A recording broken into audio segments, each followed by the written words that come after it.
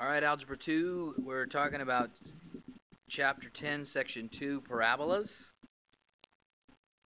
We want to start with a basic definition of how you even create a parabola. So there is, anytime you have a line called a directrix and a focus, which is a point, you can create a parabola.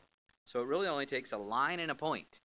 Now, this point and this line are not actually a part of the parabola, but they are used in actually creating the parabola. So let's just see how this works. We need every point that we can find that have the same distance between that point in the focus and that point in the directrix. So let me find the first one. Right there is the first one. It has the same distance here as it does to here. So that is one of the points on our parabola. In fact, that particular point is kind of important. We call that point the vertex of the parabola. It is the point where the parabola changes directions. Now, I will tell you that this is a point also on my parabola. How do I know that? Because the distance to the focus is the same as the distance to the directrix. This is a point also on my parabola, because the distance to the focus is the same as the distance to the directrix, or approximately. I think it's a little bit far. Probably more like there. That looks better. Every point that you can find where the distance here is the same as the distance here creates this shape called a parabola.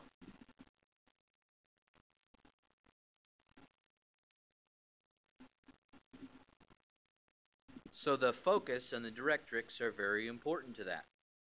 Now, the distance from the vertex to the focus and the distance to the directrix is called c. We use the letter c to represent this distance, which is also the same as this distance. So the letter c for both of those. And you'll see how that plays a part in the equation and all that good stuff here in a minute. There are a couple different types of parabolas that we are going to be dealing with. You are very much used to dealing with this one over here. We talked about that in Chapter 5, y equals ax squared, where in this case, a is a positive number, right? A is greater than 0. We've also dealt with the upside down version, where a is less than 0. Still y equals ax squared, but a is less than 0. The ones that we haven't talked about are the other variety, where x and y are switched. If you switch x and y, yes, we're talking about an inverse, right? Because when you switch x and y, that's what happens. You get an inverse. This is the left and right opening variety. So we have the up or down opening one over here, and we have the left or right one.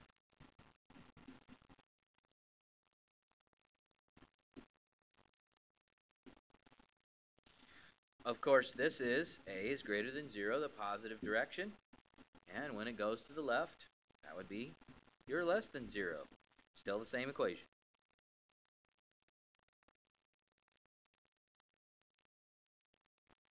Oh, one other piece of information I want to just tell you or remind you of. The focus is always inside the parabola, and the directrix is always on the outside of the parabola. Focus is always inside, directrix is always outside. So in every one of these situations, there'll be a focus and a directrix, which remember are not really part of the parabola, but they are important in finding the definition of that parabola. So every one of these has a focus inside and a directrix outside. Now, if you can tell, this would be a horizontal line, y equals a number, and these would be a vertical line, y equals another number, so or x equals a number. So we have to draw the pictures. That's extremely important. So in example 1, it says find the equation of the parabola that has focus 0, 3 and Directrix y equals -3. And my first piece of advice is always draw a picture. So 0, 3, and y equals -3. And I'm going to do a dashed line just so that we understand that it's not a part of the actual parabola.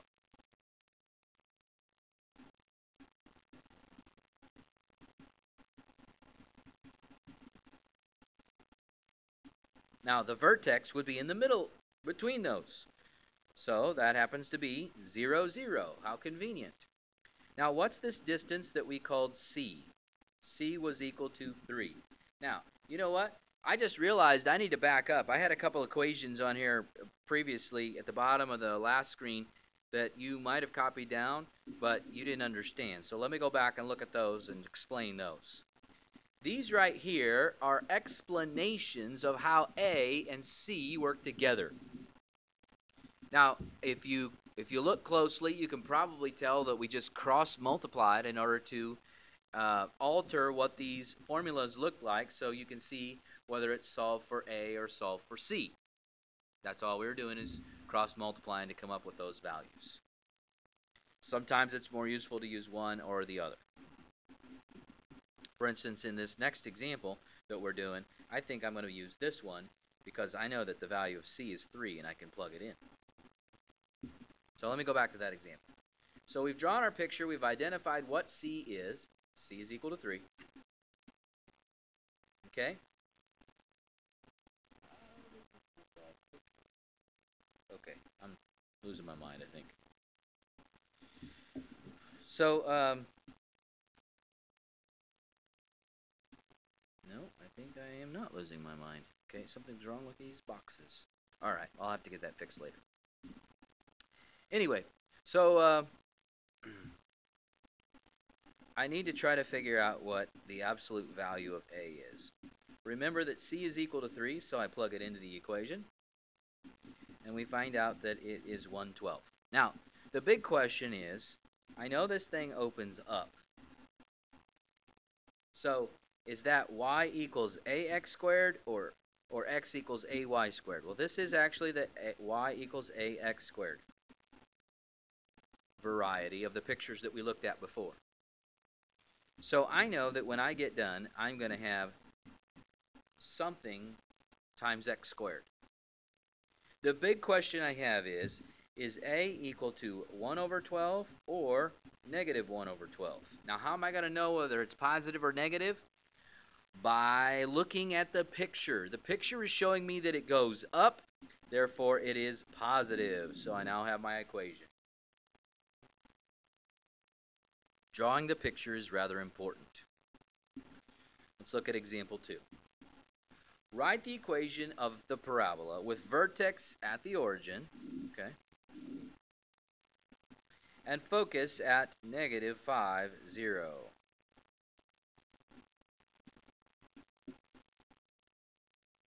Well, that must mean at 1, 2, 3, 4, 5, my directrix is sitting over here, and that would be x equals +5 is my directrix.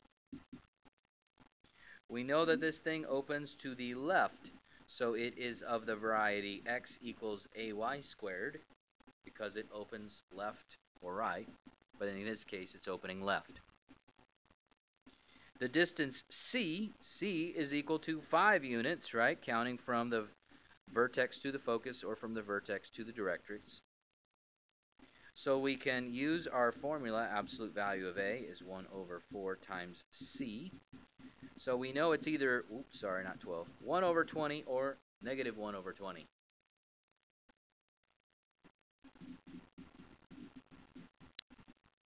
Because we are seeing in the picture that it opens to the left, that would be a -1/20. So just because you use the formula to find the absolute value of A, you still have to make a decision whether it's going to be positive or negative. And that comes from looking at the picture. Example 3 says write an equation of a parabola opening left with vertex at 0, 0 and focus 6 units from the vertex.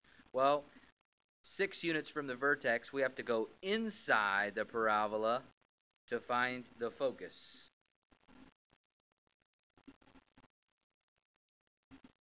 So C is equal to 6 units. The absolute value of A would be 1 over 4 times 6, or 1 over 24. We know that because it opens left, it's x equals something times y squared.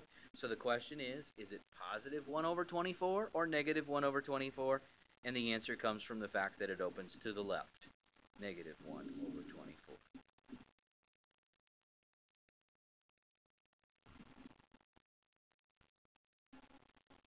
Identify the focus and directrix of the graph of the equation y equals negative 1/16 x squared. Okay, so I'm just going to draw a quick little picture here. We know that this is a up and down variety, and because that's negative, we know that it opens down. It is centered at the origin because there's nothing being added to x before it's squared, and there's nothing being added out here. So we know that it's 0 for h and 0 for k.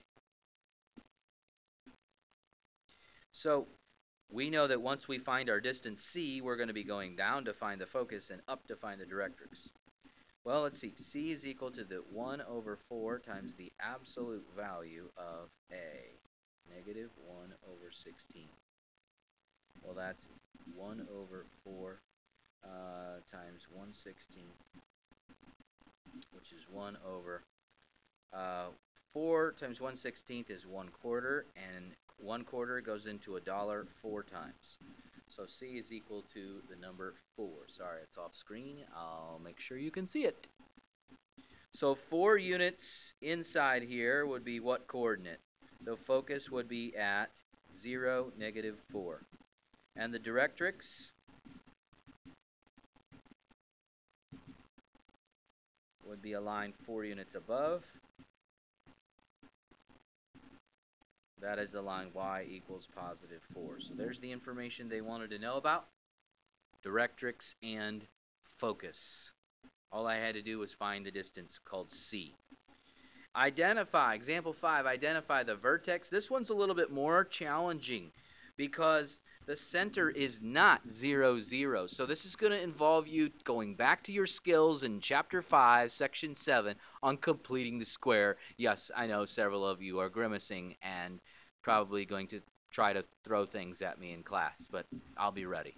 So, we are going to complete the square, so I need to go through this process and kind of remind you how to complete the square so that we can get it in a form where we can find a vertex and the focus and the directrix. So the first thing I need to do is I need to find the linear variable without a quadratic term. The linear variable without a quadratic term would happen to be x in this case. I see the quadratic term for y, but I don't see a quadratic term for x. So I find a linear term that does not have a quadratic term. This is going to be the variable we will be solving for. So keep that in mind. When we get done, we're going to have x all by itself. That means we can move the term, that term, which would be x in this case, and the constant to the other side to complete the square. So if I do that,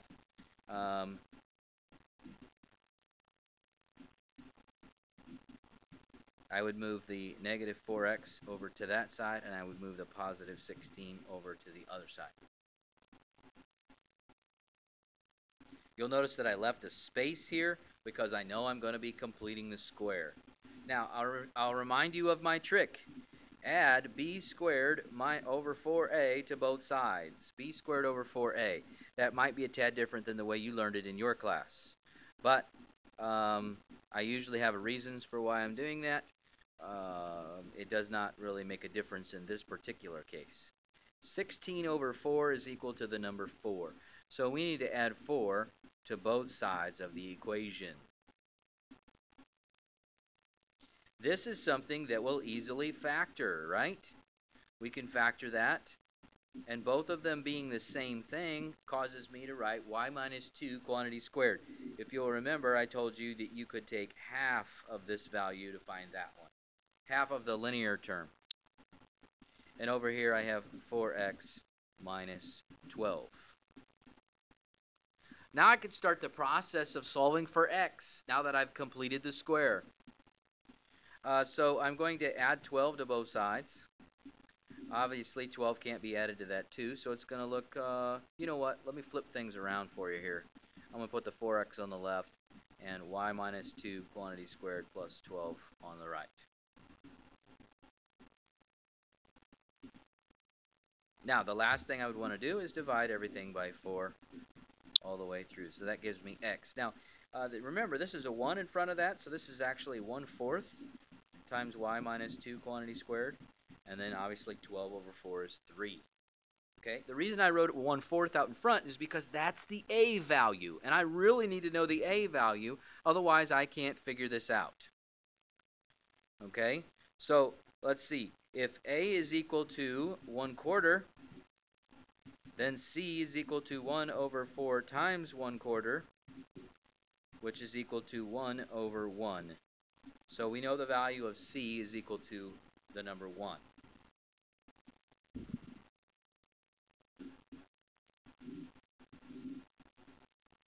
We need to draw a picture of this.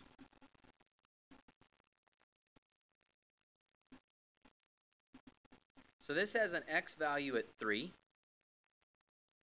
and a y value at 2. I know it looks backwards on the inside. X value of 3 and a y value of 2. That's my vertex. It's of the x equals y squared variety, so this is either going to open left or right. Since it's a positive a value, I know it's going to open to the right. Now, we just calculated that c was equal to 1. That means I need to move 1 unit inside here to find a focus. So, the vertex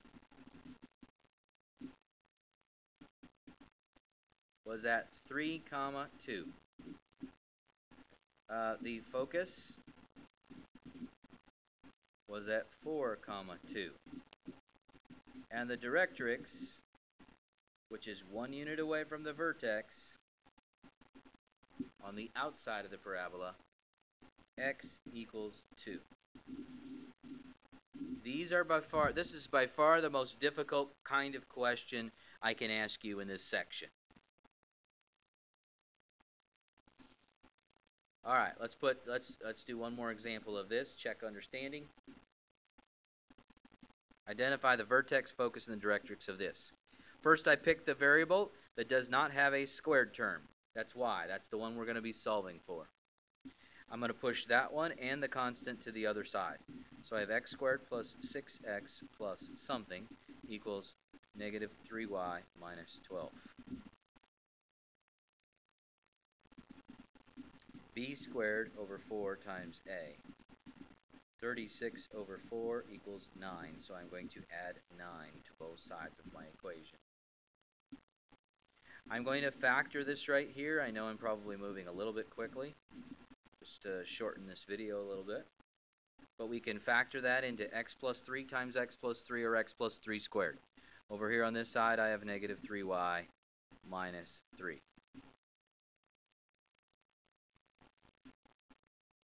Now I'm going to start solving for y.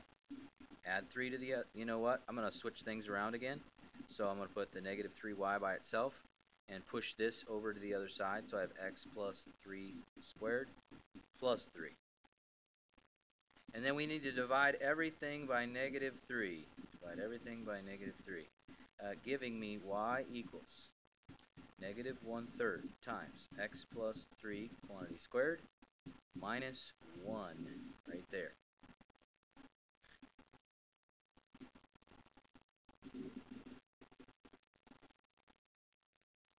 Now I can look at the graph of this equation. Whoa, whoa, whoa, too far, too much.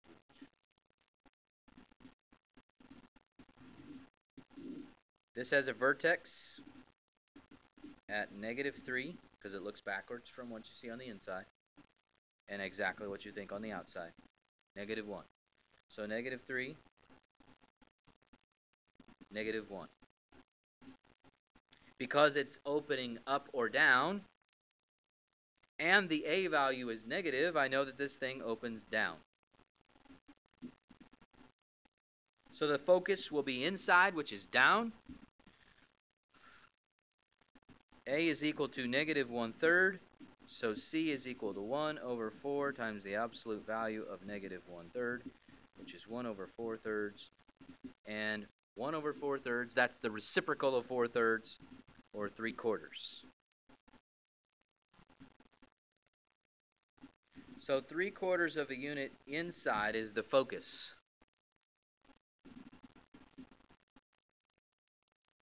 So that focus, if you're inside, would be negative 3, comma, negative 1 3/4.